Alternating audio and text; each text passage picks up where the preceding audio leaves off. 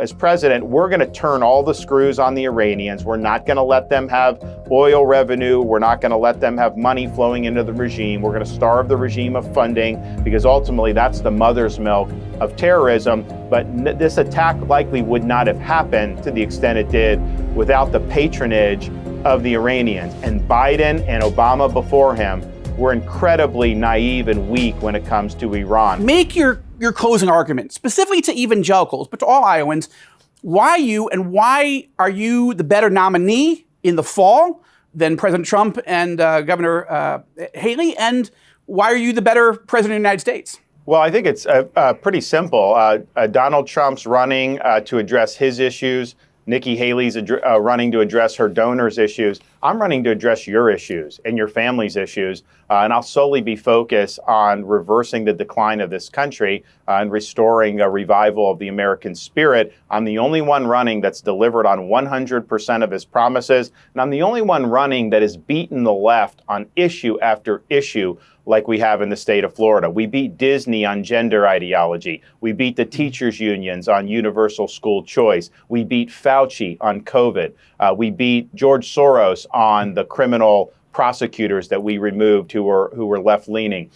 We beat the left on banning China from buying land in the state of Florida, and we beat the Democrats on election integrity. I've also had more political success than any of the other candidates of what we've done in Florida to take a state that used to be evenly divided and then to win the greatest victory any Republicans ever won in the governor's race. That's what we need nationally. The Republican Party's been losing a lot outside of states like Iowa and Florida. I have an ability to not only do well electorally, but much more important than that, deliver on all these things we've been talking about and not been able to do over the years. Finally securing the border, reversing Bidenomics, opening up American energy, reining in the deep state and the administrative bureaucracy, ensuring that we restore religious liberty, ensuring that we stand for life. So of all the candidates, I'm clearly most in tune with the conservative values in a state like Iowa. I've been endorsed by Governor Kim Reynolds, who's an icon in the state, and my record of success on conservative issues is simply second to none. In some ways, you've got a situation where you've got a very successful former president on conservative issues, and evangelicals really were grateful. And many of us were surprised how much he delivered. And yet you're an incredibly productive and effective governor who has delivered. You have very different personalities and very different political approaches. So what's your expectation for Iowa on Monday night? And sharpen up that contrast, because you really have two different styles. And is that the central issue in this race? Well, I think one of the distinctions is just, I think that Donald Trump's, he's moved left in this campaign. He's attacked pro-lifers. He's attacked heartbeat bills like they have in Iowa and like I signed in Florida as being a, quote, terrible thing. He's waffled on gender ideology. And of course, as president, he did try to do an immigration amnesty for illegal aliens and got stopped, and did try to enact restrictions on guns and was stopped on that. Whereas I think with me, they know that I'm going to be very reliable on their issues. Like Popeye said, I am what I am. It's not a political calculation. I'm not contorting myself into a pretzel. I'm just governing on these core, enduring conservative principles that have made our country great. And I've been willing to stand up and take on really, really big interests. I mean, for example, I stood up against Disney, and we beat Disney on preventing gender ideology from being in our schools. Donald Trump sided with Disney on that and attacked me on that. I also think one of the things Donald Trump has done is he has a habit of attacking really good conservative Republicans simply because they don't endorse him. So he's attacked Governor Reynolds in Iowa for no other reason, just because she's endorsed me. She's doing a fantastic job. Well, but that's, I think, what he's done. But he attacked her before she endorsed you. 2022. That was what was surprising to me. He did, because since she hadn't endorsed him, he got upset and started doing that. He started attacking me in the fall of 22 before my reelection because he saw me as somebody that was conservatives were gravitating towards and all that, and then really kept attacking me. You know, they've spent, between him and Haley, they've spent almost $45 million attacking me in this campaign. That's more than has been spent against Biden and Trump combined, and it's more than has been spent against every other Republican combined. So clearly people view me as a threat, but I do think it's important to have a president. My wife and I take our responsibility as parents very seriously. We believe in the importance of family. We're raising 3 kids, first grader, kindergartner, and preschooler. So in the White House, we would be able, I think, to be some symbols of the restoration of the importance of family, because we've seen family disintegration in this country for many, many decades. Many kids are growing up without a father in the household. This has been a big aspect of my governorship to try to promote fatherhood. So I think that's important, and I know that's important for a lot of evangelicals. And then also just having a president, I think it's important that I conduct myself in a way you can be proud of as an American. And I'm very mindful of that. I also think that's just more effective governance, because I'm going to take very strong stands. When you take strong stands, some like it, some don't. That's just the cost of doing business. But what you don't want to do is you don't want to alienate potential supporters through behavior that's not really leading to any type of policy outcomes. And so I'm mindful that you and I could fight on one issue one day, but a month from now, there may be another issue, and I may need to work with you. And so I want to keep those options open. I think that's one of the reasons in Florida we've been able to have so much success, because every time we tackle an issue, we figure out a way to get it done. And that's been huge, not just on the gender ideology and pro-life. I mean, cutting taxes, paying down debt. We've kneecapped ESG. We eliminated DEI from our public universities, banned sanctuary cities. Issue after issue, we've delivered the type of results that conservatives and Republicans have been asking their leaders to deliver for years. Well, as you said, you've got Governor Kim Reynolds, who's a very dear friend of mine, and super pro-Israel, as well as evangelical, pro-life, and everything else.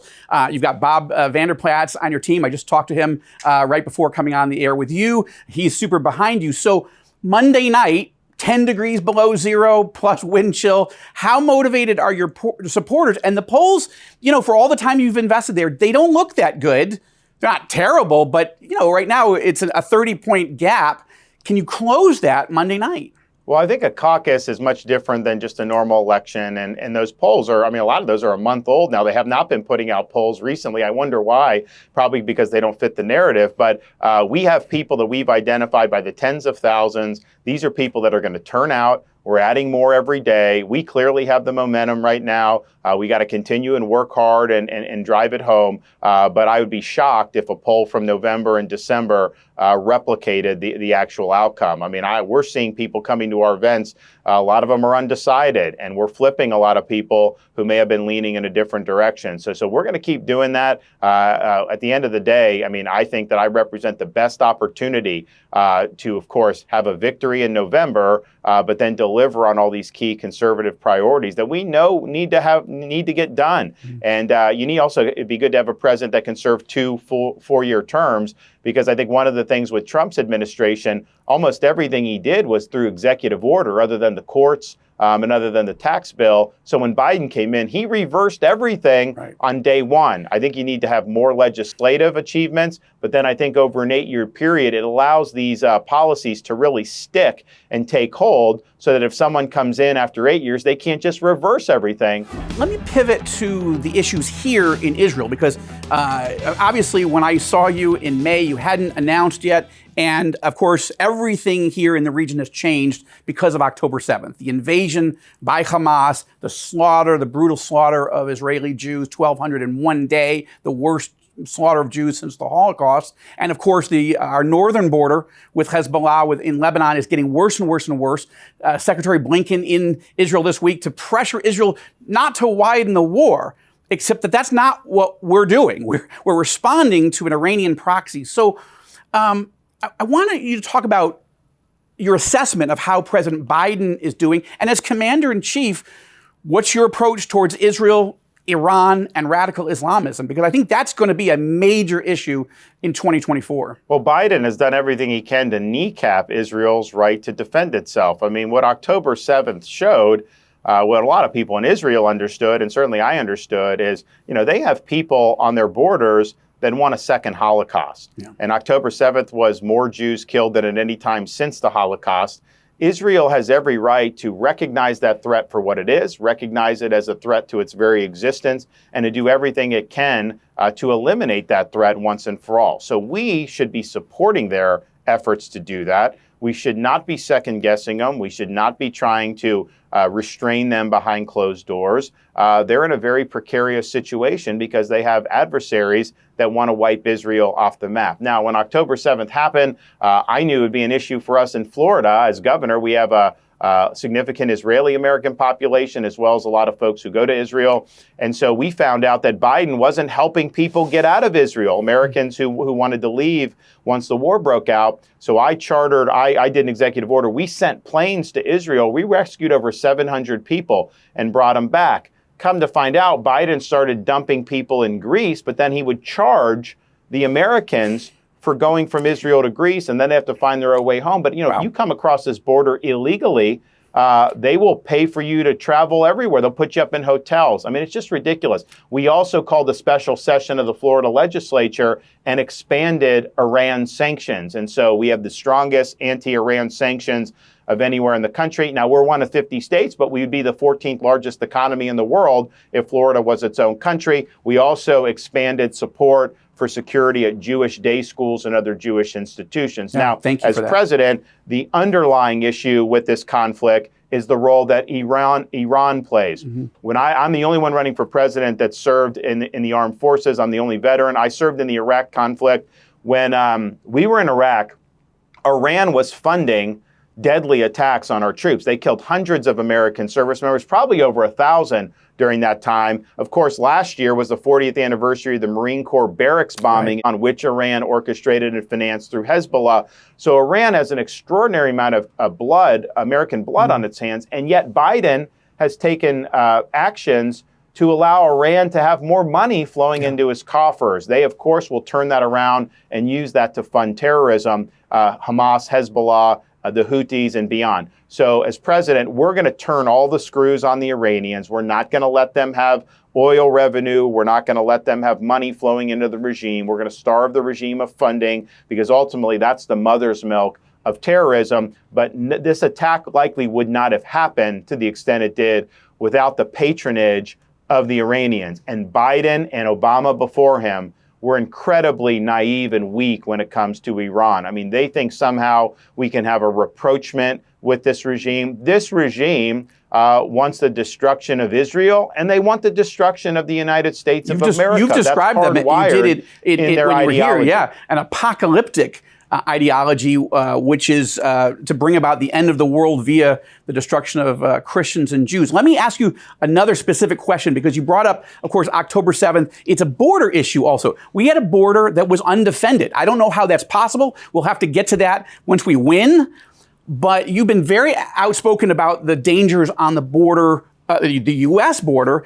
I wrote a novel last year. It came out where terrorists from the Middle East come through the Middle East, come through the Mexican border to attack. We only have a moment, but if you could just, how are you going to deal with that border and the threat of Middle Eastern and other terror? I've always been strong on this border for years and years, and I've been calling for strong action. Once October 7th happened, you started to see even more concern amongst voters with the border. They were concerned about it, but it was very easy for them to draw the linkage between, Israel has the best border security in the world, arguably, and yet this happened there. We've had 8 million people come across under Biden. Are you trying to tell me that there aren't terrorists that have come across? Of course they have. So it's a massive security vulnerability. The sheer numbers of people are overwhelming communities, and then the amount of fentanyl that's coming in is killing tens of thousands of Americans every year. So I think it's a top national security priority to restore American sovereignty,